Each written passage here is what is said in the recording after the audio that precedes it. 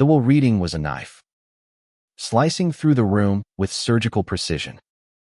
Ethan sat rigid, his knuckles white against the armrests, as the lawyer's voice droned like a death knell. His sister, Claire, perched across from him, her designer heels clicking softly, already smelling the millions she'd inherit.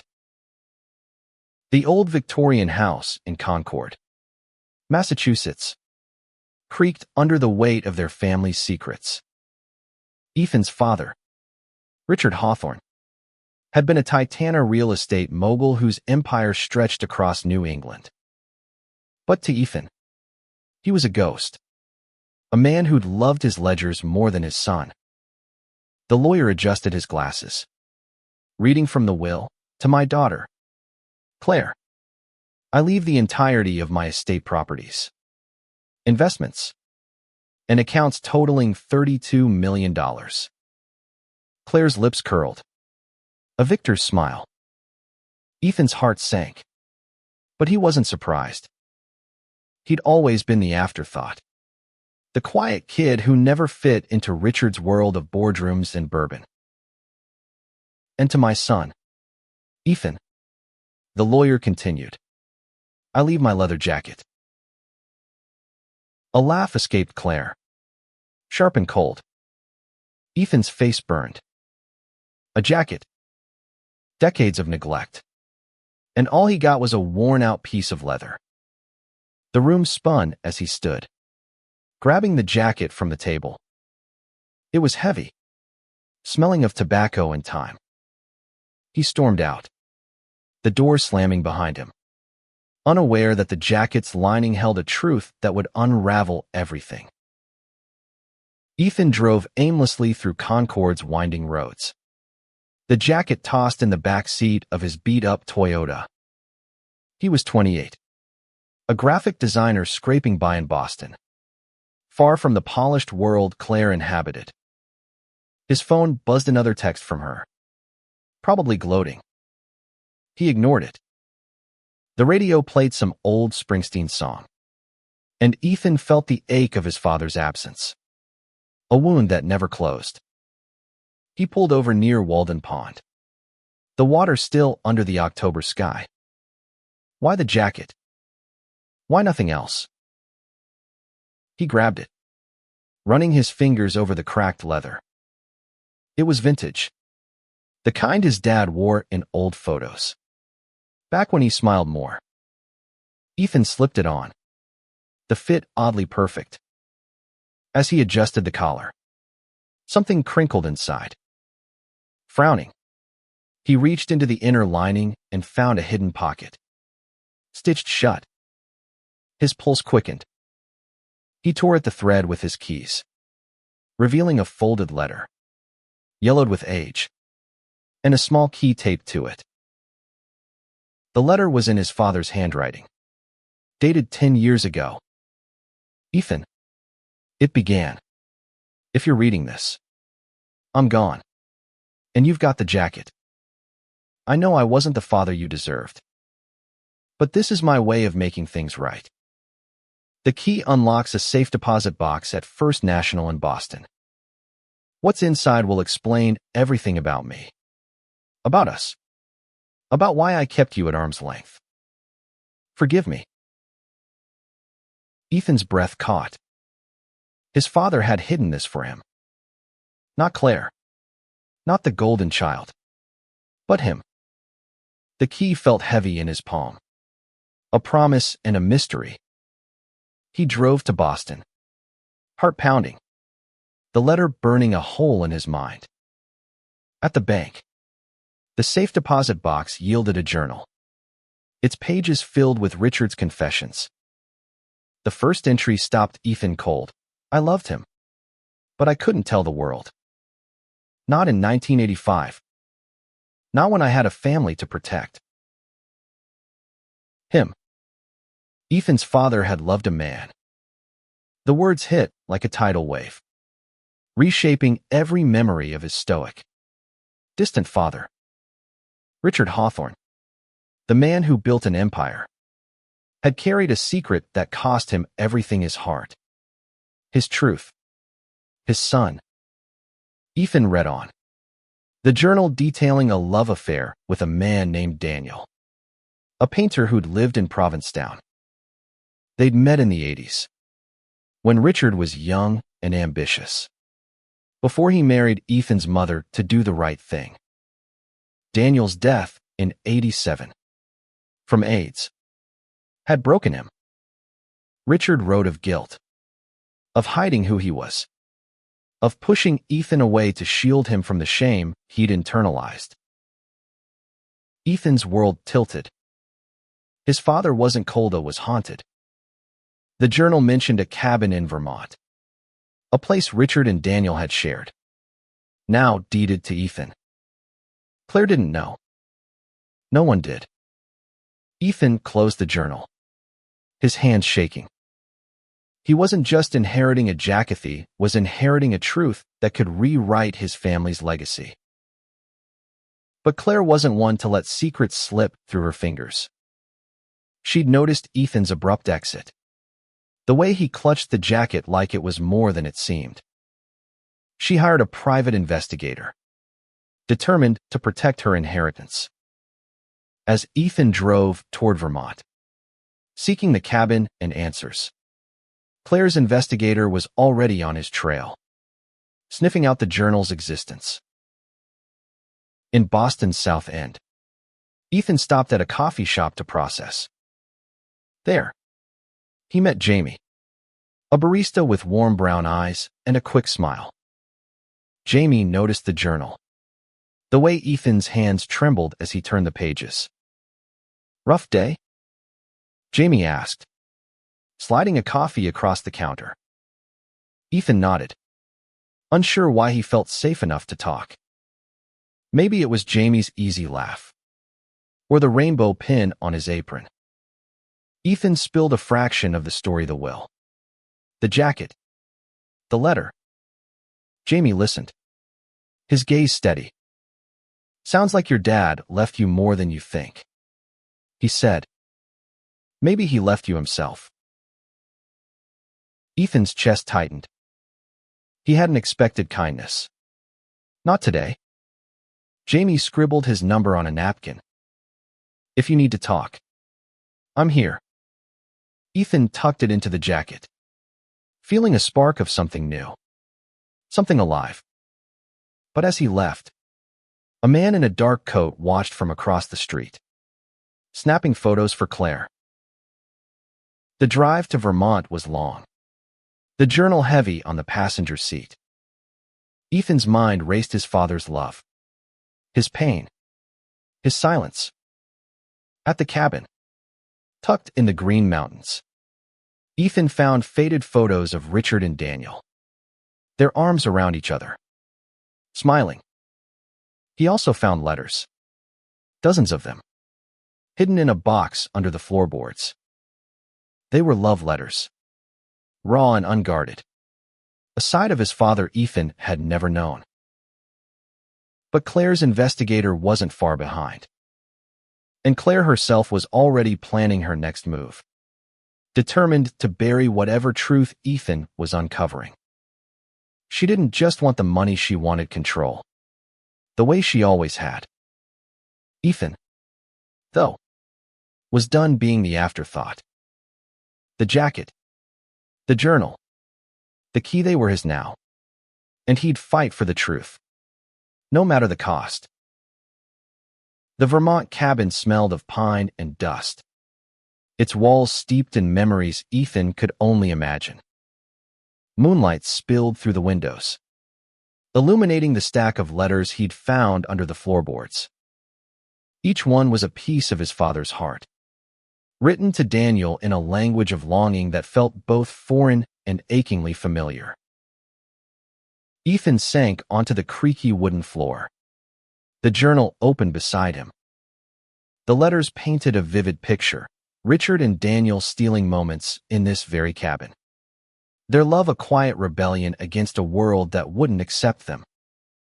One letter, dated 1986, made Ethan's throat tighten I dream of a day when I can hold your hand in public. Danny. But I'm a coward. And you deserve better. His father's regret was palpable. A weight Ethan felt in his own chest. He wondered if he'd ever know that kind of love or that kind of loss. Outside, the wind howled, and Ethan's phone buzzed. It was Jamie, the barista from Boston. Hey, just checking in. You okay out there?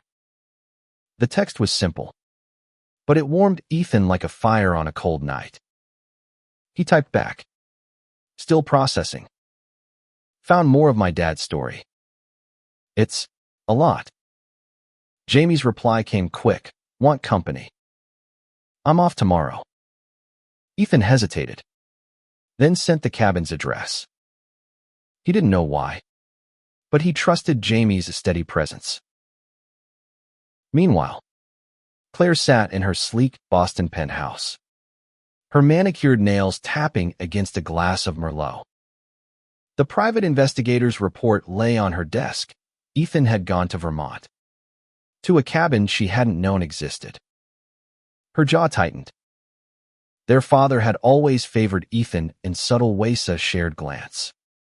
A rare laugh, and now this. A secret he'd left for Ethan alone. She called the investigator.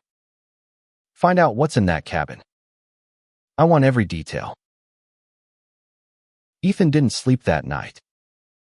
He read until dawn, each letter deepening his understanding of his father's sacrifice. Richard had married their mother, Ellen, to build a life that looked right to the world. But it had cost him Daniel. Ellen had known.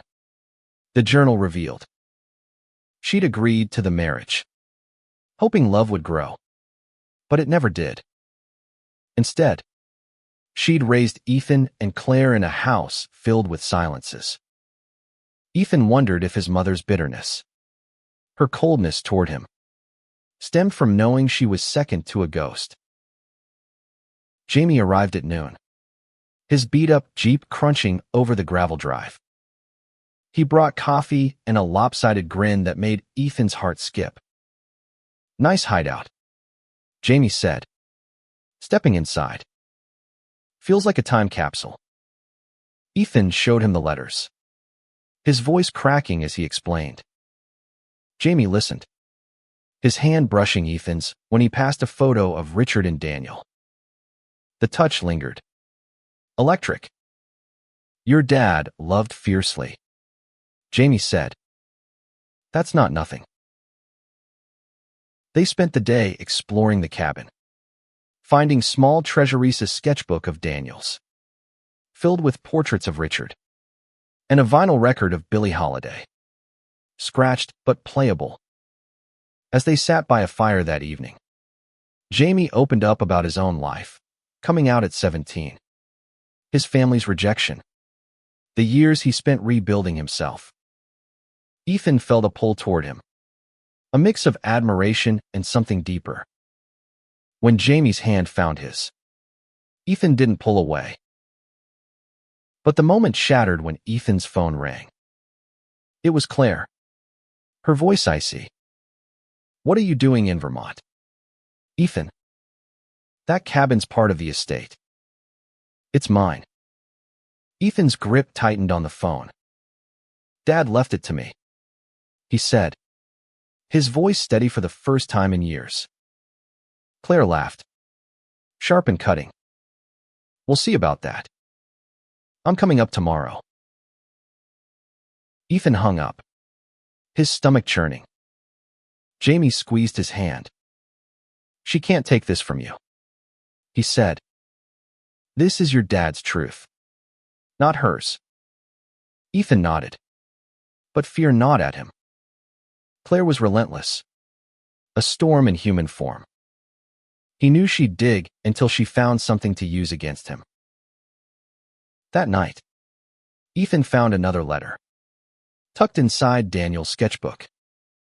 It was from Richard to Ethan, written just before his death. I hid this life from you because I was ashamed.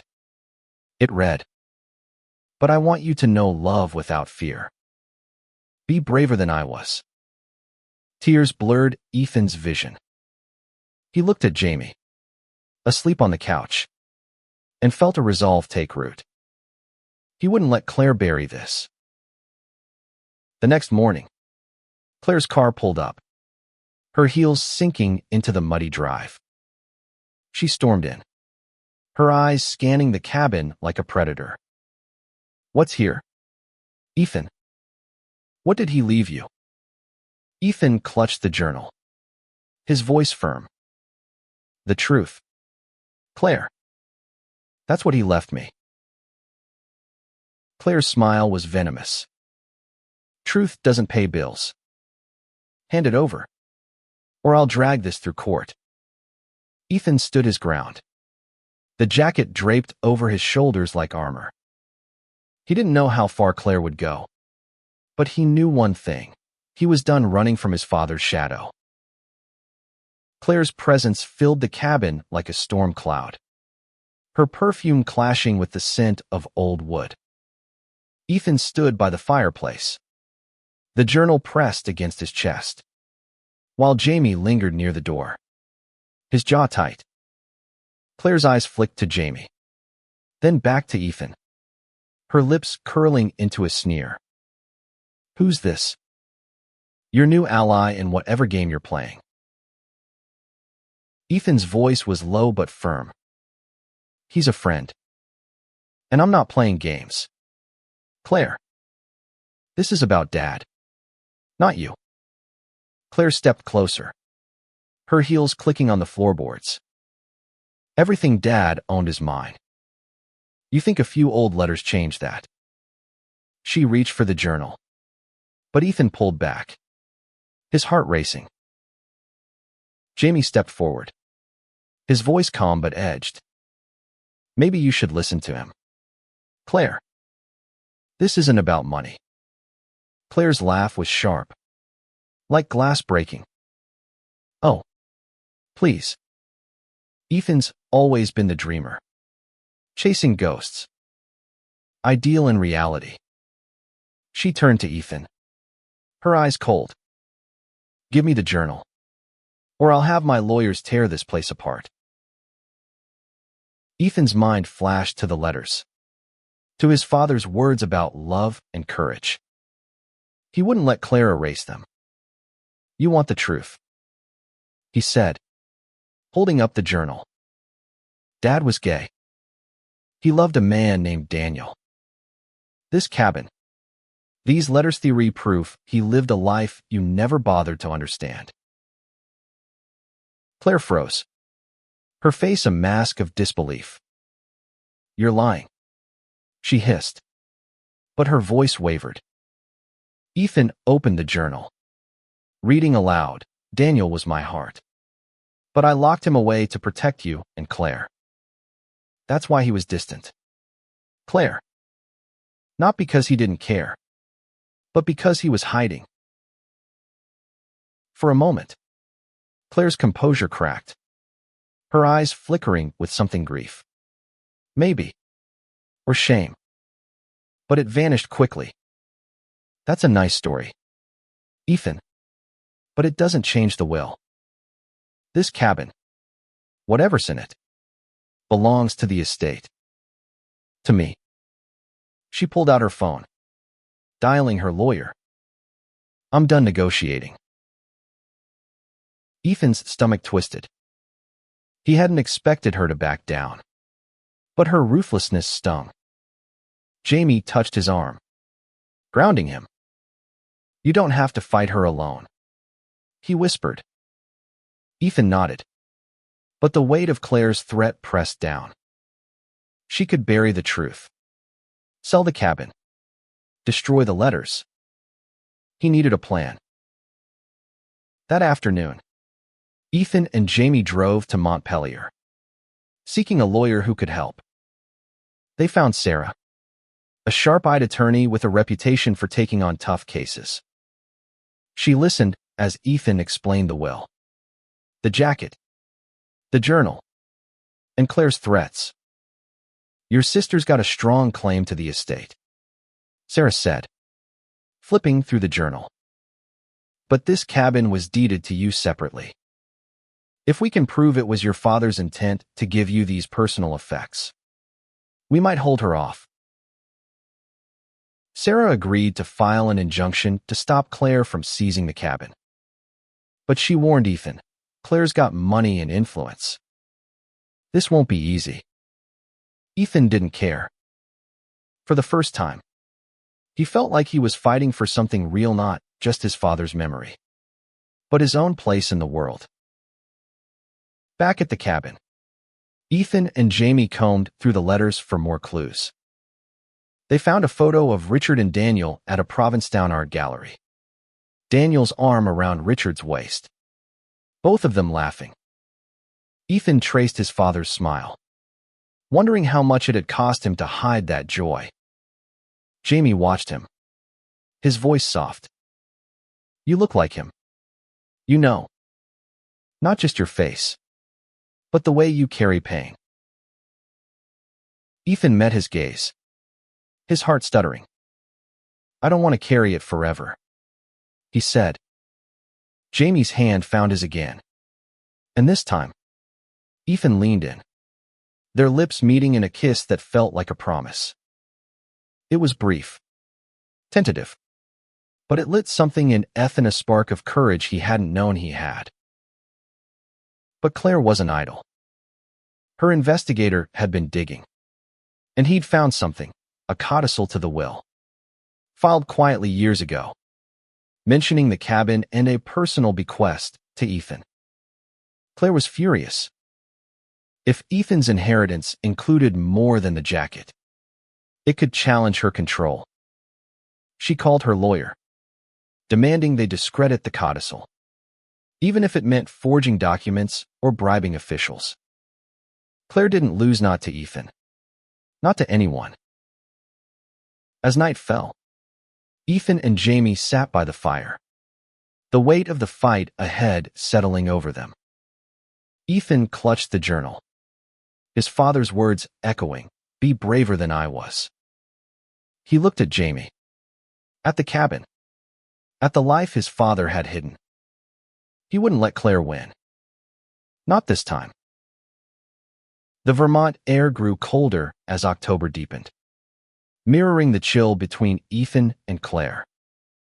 Back in Concord, Claire paced her office, her lawyer on speakerphone.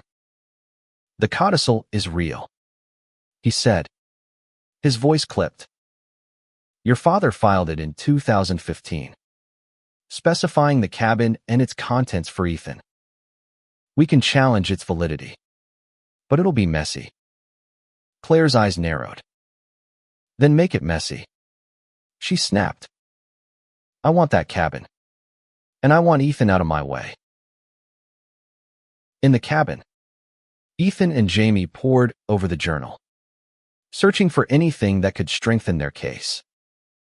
They found a letter from Richard to Daniel, written just before Daniel's death. I've set aside the cabin for our son. He'll need a place to find himself, like we did. Ethan's breath hitched. His father had planned this, had seen him as more than a disappointment. The realization was a lifeline, but it came with a cost. Claire's wrath was closing in. Sarah, the lawyer, called with news. We've got a court date in 2 weeks to argue the codicil. But Claire's team is already filing motions to declare it fraudulent. They're claiming your father wasn't of sound mind. Ethan's jaw clenched. His father had been sharp until the end, even through the cancer. Claire was rewriting history to suit her greed. Jamie suggested they visit Provincetown, where Richard and Daniel had spent their happiest days. Maybe there's more to find, he said.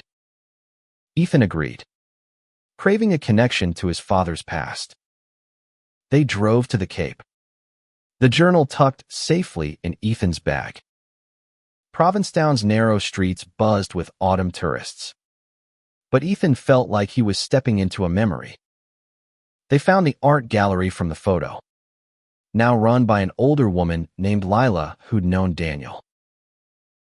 Lila's eyes softened when Ethan showed her the journal.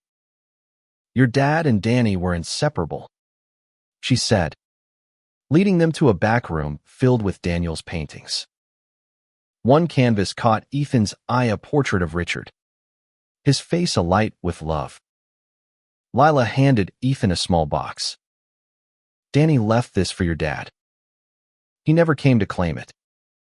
Inside was a silver ring, engraved with R and D forever. Ethan's throat tightened. This was the life his father had lost. Back at the cabin, Ethan showed Jamie the ring. "It's like they're still here," he said, slipping it onto his finger. Jamie's hand covered his. "Warm and steady." "They are," he said, "and they'd be proud of you." The moment felt fragile, like it could break under the weight of what was coming. Ethan kissed Jamie again, deeper this time, letting himself feel the hope he'd buried for so long. But Claire's investigator had followed them to Provincetown. He'd seen Ethan with Lila, seen the box, and reported back. Claire was livid. The ring, the journal, the cabin, they were pieces of a puzzle she didn't want solved. She dug deeper, uncovering a letter Richard had written to their mother, confessing his love for Daniel and his guilt for trapping her in a loveless marriage. Claire saw an opportunity. If she could paint Richard as unstable, the codicil and Ethan's claim would collapse. Ethan and Jamie returned to Vermont, unaware of Claire's escalating plans. Sarah called with bad news. Claire's team had filed a motion to have Richard's mental state evaluated posthumously, citing the letter to their mother as evidence of emotional instability. Ethan felt sick. His father's love wasn't instability, it was courage. He and Jamie worked late into the night, compiling every letter and photo to build their case. One evening, as snow dusted the cabin's roof, Jamie opened up about his own past. "My dad kicked me out when I came out," he said, his voice quiet. "I thought I'd never find family again. But being here with you, it feels like I have." Ethan's heart swelled. He hadn't expected to find love in the middle of this fight, but Jamie was becoming his anchor. The court date loomed, and Ethan felt the weight of his father's legacy. He wasn't just fighting for the cabin, he was fighting for Richard's truth, for Daniel's memory, for his own right to exist as he was. Claire could have the millions, but she wouldn't take this. Not now. Not ever. The courtroom in Montpelier was stark, its wooden benches polished to a gleam that mirrored Claire's cold confidence. Ethan sat beside Sarah, the journal and ring in a folder before him, his palms sweaty. Jamie was in the back, his presence a quiet strength. Claire's lawyer, a sharp-suited man named Hargrove, stood first, his voice smooth as he painted Richard as a man unhinged by guilt, unfit to make decisions like the codicil, his obsession with a past relationship. Hargrove said, holding up the letter to Ethan's mother, clouded his judgment. Ethan's blood boiled.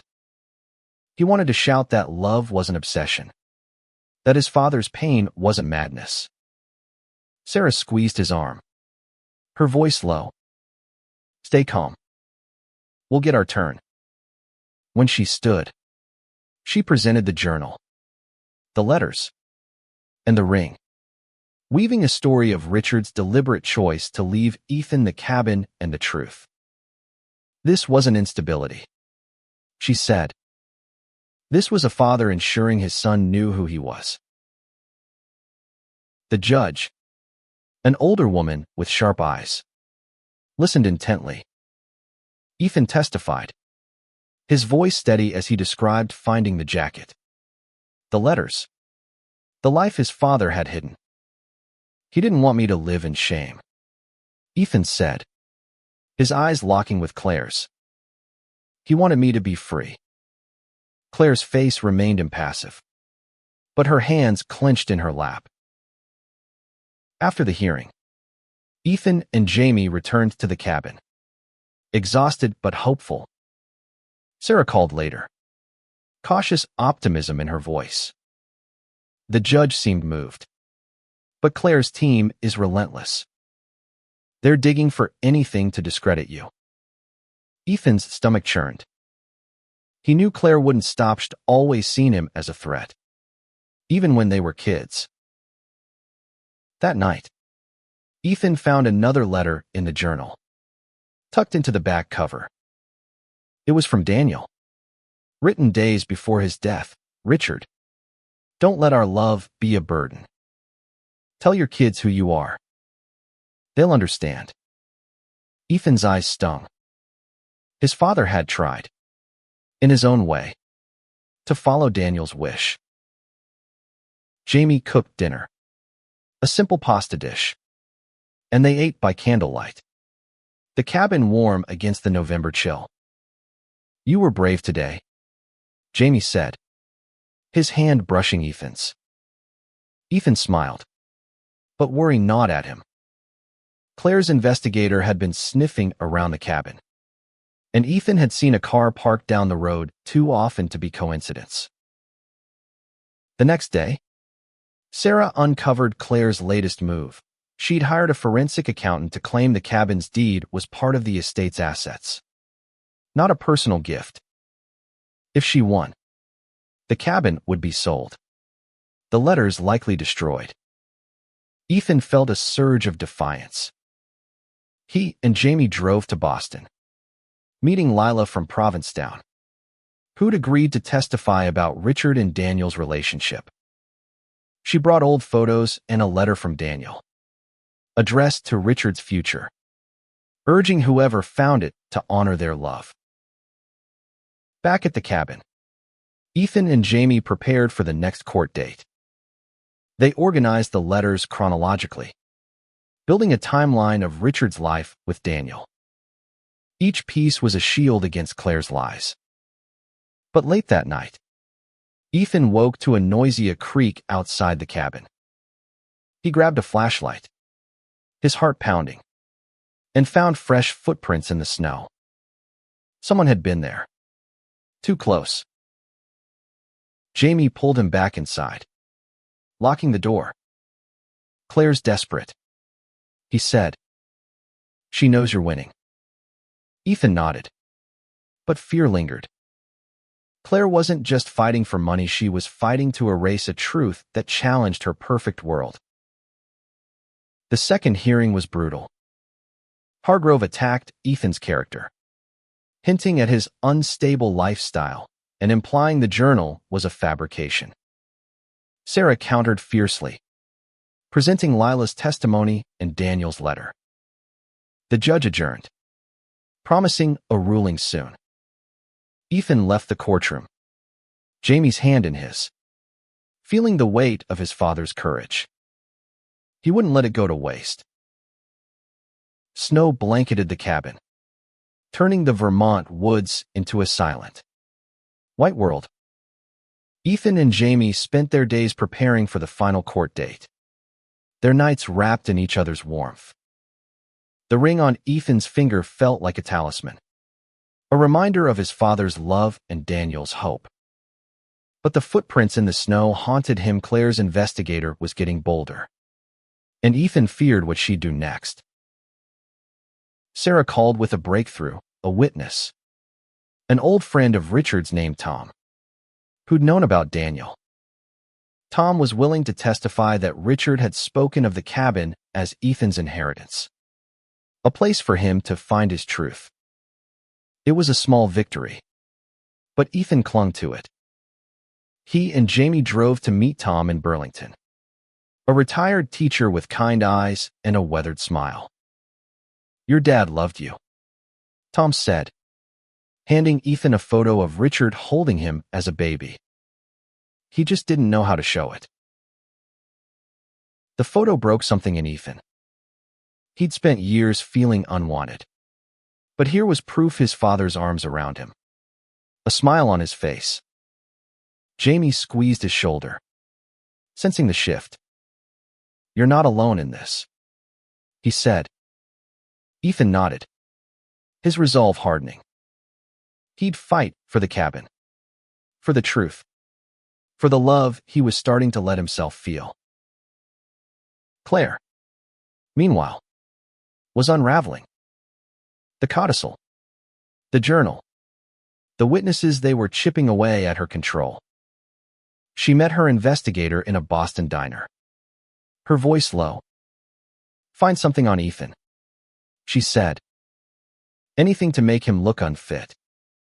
The investigator hesitated, then nodded. Claire didn't care about the truth, she cared about winning. Back at the cabin, Ethan found a hidden compartment in the fireplace, containing a final letter from Richard. It was addressed to both him and Claire. "I failed you both by hiding who I was. Ethan, the cabin is yours to heal. Claire, the money is yours. But I hope you find peace." Ethan's heart ached. His father had wanted reconciliation, but Claire's greed stood in the way. The final court date arrived, a frigid December morning. The courtroom was packed, the air thick with tension. Sarah presented Tom's testimony and the new letter, arguing that Richard's intent was clear. Hargrove countered, producing a forged document claiming Richard had revoked the codicil. Ethan's stomach dropped, but Sarah was reddish, hired her own forensic expert, who exposed the forgery in real time. The judge's eyes narrowed at Claire, who sat rigid, her face pale. "This court does not tolerate deception," she said. Ethan felt a flicker of hope, but Claire's glare told him she wasn't done. That night, back at the cabin, Ethan and Jamie celebrated quietly, their hands intertwined. "We're close," Jamie said, his breath warm against Ethan's cheek. But Claire's investigator had one last card. He dug into Jamie's past, uncovering a juvenile record, nothing serious, but enough to twist. Claire planned to use it to paint Ethan and Jamie as unstable, hoping to sway the judge. She called Ethan, her voice venomous. "Drop this, or I'll ruin your friend." Ethan's blood ran cold. He looked at Jamie, asleep beside him, and knew he couldn't let Claire destroy them. Ethan woke Jamie, explaining Claire's threat. Jamie's face hardened. "She can't scare me," he said. "I've lost too much to back down now." Ethan felt a surge of love, fierce and unshakable. They'd face Claire together, no matter what she threw at them. The cabin felt like a fortress now, its walls holding Ethan and Jamie against the storm of Claire's desperation. Ethan clutched the journal, its pages worn from his constant reading.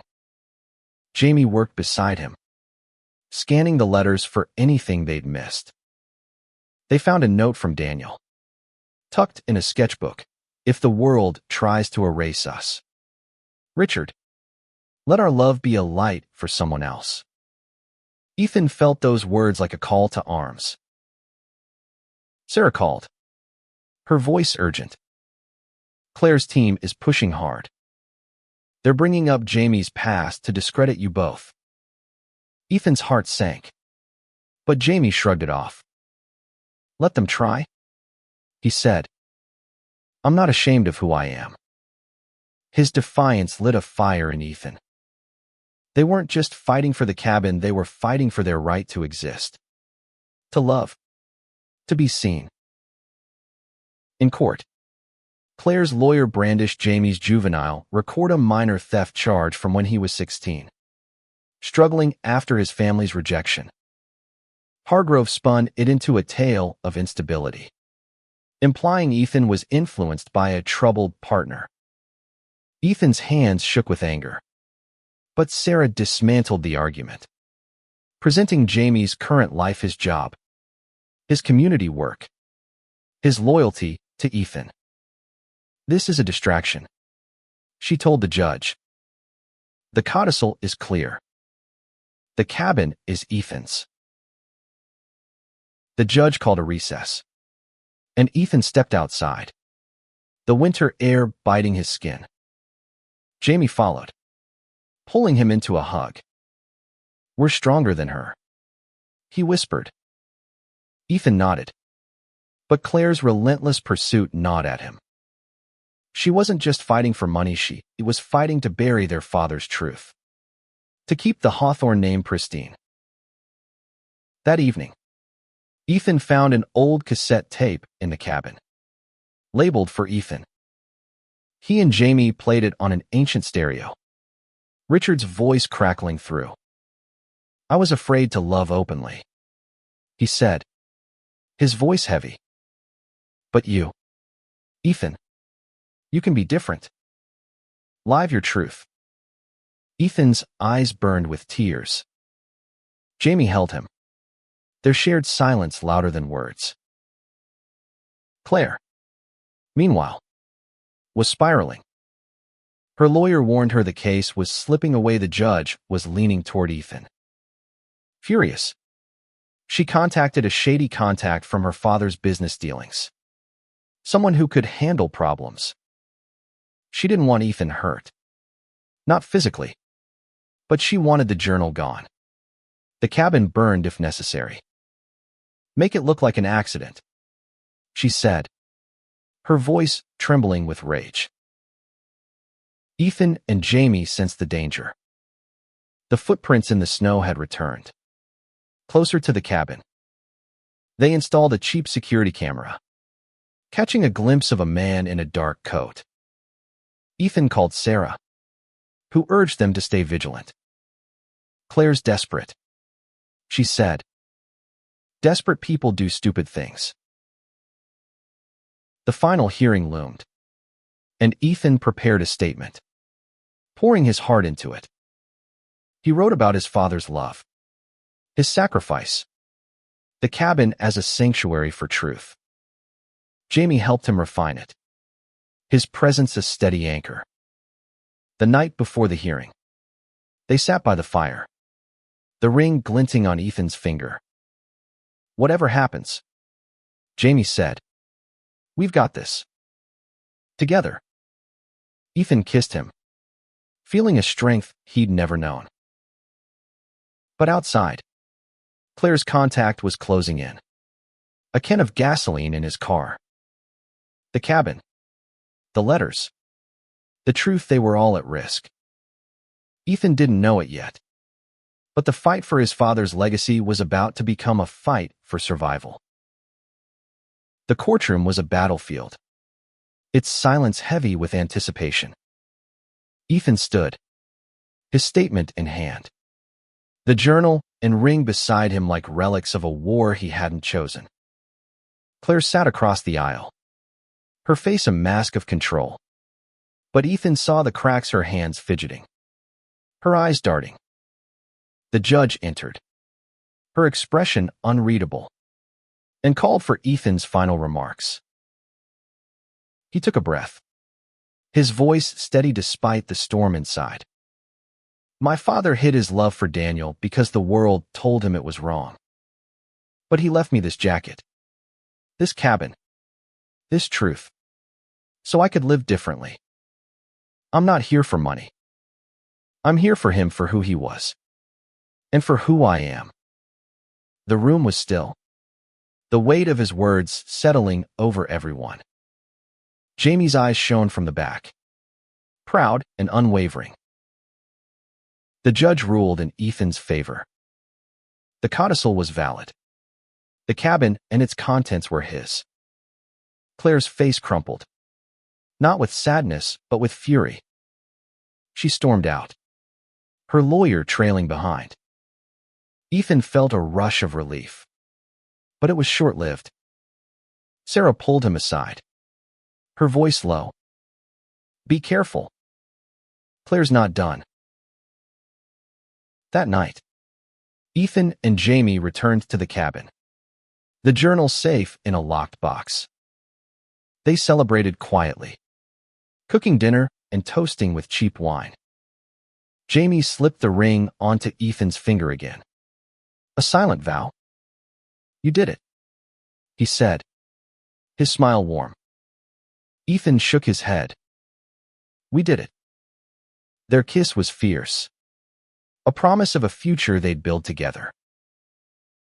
But danger was closer than they knew. Claire's contact, a man named Vince, had been watching the cabin, fueled by her money and his own greed. He crept through the woods, the gasoline can heavy in his hand. He didn't know about the security camera, its red light blinking in the dark. As he poured fuel along the cabin's base, the camera caught every move. Ethan woke to the smell of smoke. He shook Jamie, panic rising. Fire. They stumbled outside, the cabin's porch already ablaze. Jamie grabbed a hose, fighting the flames, while Ethan called 911. The camera footage, uploaded to the cloud, was their salvation. By the time the fire department arrived, the blaze was under control, but the porch was charred. The police arrested Vince, who quickly turned on Claire. The footage was undeniable, and her forged documents came to light. Claire's empire began to crumble, her reputation, her control, her millions tied up in legal battles. She faced charges, her greed exposed to the world. Ethan and Jamie stayed in the cabin, repairing the damage and making it their own. They hung Daniel's paintings, kept Richard's letters, and turned the space into a sanctuary for others like them, people searching for truth, for love, for a place to belong. Ethan found peace in his father's words, in Jamie's laughter, in the life they were building. One spring day, they sat on the rebuilt porch, the ring glinting in the sun. Ethan traced the engraving R and D forever and felt his father's love, not as a burden, but as a gift. Claire had her millions, but Ethan had something greater, a truth that set him free, and a love that made him whole.